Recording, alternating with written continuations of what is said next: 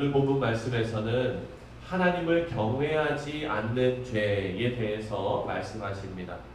하나님께서 이스라엘에게 전할 말씀을 예레미야의 입에 넣어주시는데요. 오늘 본문 20절과 21절을 보면 이스라엘이 하나님을 두려워하지 않는 죄를 짓고 있다라고 지적합니다. 그리고 이 모습은 너무나 어리석은 모습이다라고 알려주고 있습니다. 너는 이를 야곱 집에 선포하며 유다에 공포하여 이르기를. 하나님께서 예레미야에게 지금 그 말씀을 넣어주신 것입니다. 어리석고 지각이 없으며 눈이 있어도 보지 못하며 귀가 있어도 듣지 못하는 백성이여 이를 들을지어다. 어리석은 백성이여 들어야 한다라는 말입니다. 하나님을 두려워하지 않는 것, 하나님을 경외하지 않는 것은 아주 어리석은 일이다라는 것을 알려줍니다. 자번의 말씀을 보면 우리가 잘 알지 않습니까? 여호와를 경외하는 것이 지식의 근본이다라고 말했습니다. 지식의 근원입니다. 하나님을 두려워하는 것이 지혜다라는 말씀입니다.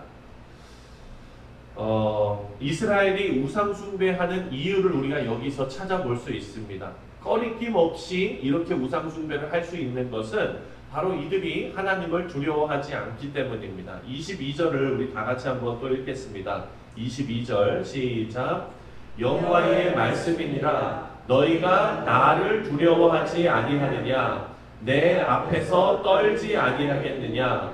내가 모래를 두어 바다의 한계를 삼되 그것으로 영원한 한계를 삼고 지나치지 못하게 하였으므로 파도가 거세게 이나 그것을 이기지 못하며 뛰노나 그것을 넘지 못하느니라. 하나님께서 말씀하십니다. 너희가 나를 두려워하지 않겠느냐? 내 앞에서 떨지 아니하겠느냐? 지금 유다가 저지르고 있는 이 죄악을 인해서 하나님 앞에 두려워하고 떨어야 하는 것이 마땅한데 그렇지 않고 있다. 이 말씀을 통해 우리가 알 수 있는 것은요, 성도들은 하나님 앞에 의로운 삶 그리고 온전한 삶을 살기 위해 애써야 하는데, 그러기 위해서는 하나님 앞에 당당한 삶, 부끄럽지 않은 삶을 살기 위해 몸부림쳐야 한다라는 것입니다.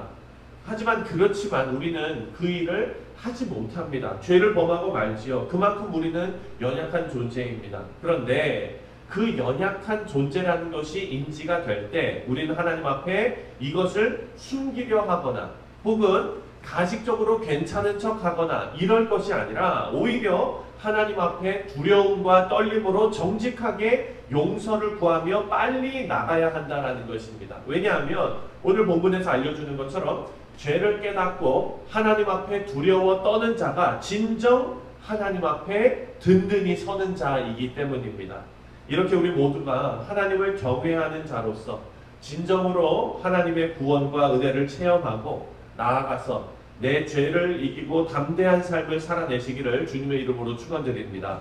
22절부터 25절까지를 보면은요, 하나님께서 어떤 분이신지, 내가 이런 사람, 이런 하나님인데 너희가 과연 나의 앞에서 떨지 않겠느냐, 이렇게 선포하시는 말씀이 나옵니다. 바로 하나님께서 천지 창조의 주관자이심을 선포하십니다.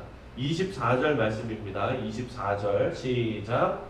또 너희 마음으로 우리에게 이른 비와 늦은 비를 때를 따라 주시며 우리를 위하여 추수 기한을 정하시는 우리 하나님 여호와를 경외하자 말하지도 아니하니. 여기 보니까 이른 비와 늦은 비를 하나님께서 주신다라는 것입니다. 이 말씀은 이스라엘 백성들이 가나안 땅으로 들어갈 때 그때도 하나님께서 가나안 백성들에게 이스라엘 백성들에게 가나안 백성들을 몰아내야 하는 이유를 설명하실 때 너희들 바알을 섬길 것이 아니라 너희에게 풍요를 주는 하나님은 여호와 하나님뿐이다. 왜냐? 하나님께서 이른 비와 늦은 비, 파종할 때, 추수할 때 하나님께서 때에 따라서 비를 내려주시는 분이시다라는 것을 알려줍니다. 근데 오늘 말씀을 보니까 아마 유다가 멸망하기 직전에 하나님의 징계로 인해서 심한 가뭄을 겪었던 것 같습니다. 하나님께서 이른 비와 늦은 비를 주시는 분이시고, 다시 말해 천지 만물을 창조하시고 운행하시는 하나님이시다라는 것입니다. 그렇다면 유다 백성들은 하나님께 감사하며 충성했어야 합니다. 그럼에도 불구하고 하나님을 배신하고 우상을 섬겼습니다. 이 말씀에서 우리가 알 수 있는 진리의 말씀이 있습니다. 바로 죄는 우리 하나님의 은혜가 우리에게 임하는 그것을 막는다라는 사실입니다. 이른 비와 늦은 비를 주시는 하나님의 은혜를 죄가 막고 있습니다. 이렇게 하나님의 은혜가 머물지 못하면 재앙만 나타나게 되는 것입니다. 예수님의 보혈로 우리의 모든 죄를 해결하셨는데 이제 성령님과 거룩의 길을 걸어가는 우리 모두가 죄가 우리를 삼키지 못하도록 철저하게 막고 하나님의 은총이 늘 우리들을 비추도록 그 죄의 먹구름을 걷어내는 우리 모두가 되시기를 바랍니다. 이렇게 하나님과 동행하는 성도가 해야 할 일이 있는데 그 이후에 나오는 말씀입니다. 바로 약자를 돕는 일입니다. 약자를 돕는 것은 하나님의 백성이 지켜야 할 의무이고 또 하나님의 축복이 임하는 조건입니다. 그런데 이스라엘은 하나님과의 언약을 무시하는 죄를 저버리고 가난하고 힘없는 자들을 외면하고 나아가서 그들에게 악행을 저질렀습니다. 28절을 함께 읽겠습니다. 28절 시작. 살찌고 윤택하며 또 행위가 심히 악하여 자기 이익을 얻으려고 송사 곧 고아의 송사를 공정하게 하지 아니하며 빈민의 재판을 공정하게 판결하지 아니하니. 지금 유다 백성들이 살찌고 윤택하며 행위가 악한 이유가 있습니다. 그것은 바로 그 전에 26절과 27절에 나오는 말씀처럼 이들이 사람들을 속여서 번창하고 사람들을 속여서 거부가 되었기 때문입니다. 그러니까 이들이 권력의 자리에 올라가는 그 과정 또한 썩어 있었고 권력의 자리에 올라가서도 썩은 그런 삶을 살아가고 있었습니다. 힘없는 사람들, 그런 사람들의 사정을 전혀 살피지 않고 이런 유다가 하나님의 징벌을 받는 것은 당연한 것입니다. 이 모든 일은 유다 백성이 하나님을 두려워하지 않았기 때문에 생겨난 일이었습니다. 우리 사랑하는 성도님들, 오늘 본문 말씀을 통해서 우리가 세 가지를 꼭 기억했으면 좋겠습니다.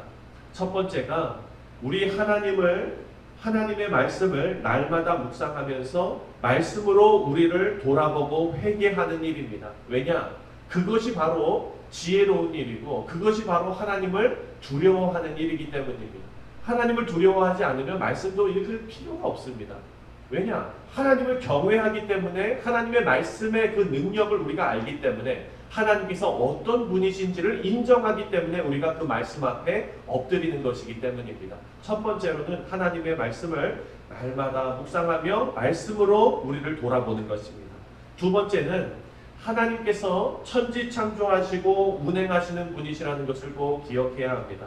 하나님을 두려워하며 죄의 길에서 벗어나는 것이 바로 하나님의 축복의 통로를 여는 길이죠. 이스라엘 백성들처럼 그렇게 죄로 인해서 죄의 먹구름이 가득 차 있으면 하나님의 은혜의 햇살이 거기를 통과하지 않습니다.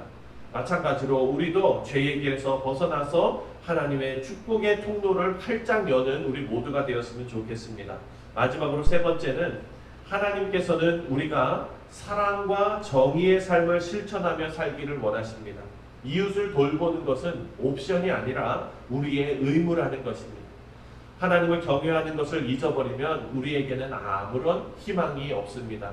하나님의 말씀을 두렵고 떨리는 말씀으로 대하면서 우리의 삶을 그 위에 하나님의 말씀 위에 세우시는 지혜로운 우리 모두가 되시기를 주님의 이름으로 축원드립니다. 기도하겠습니다.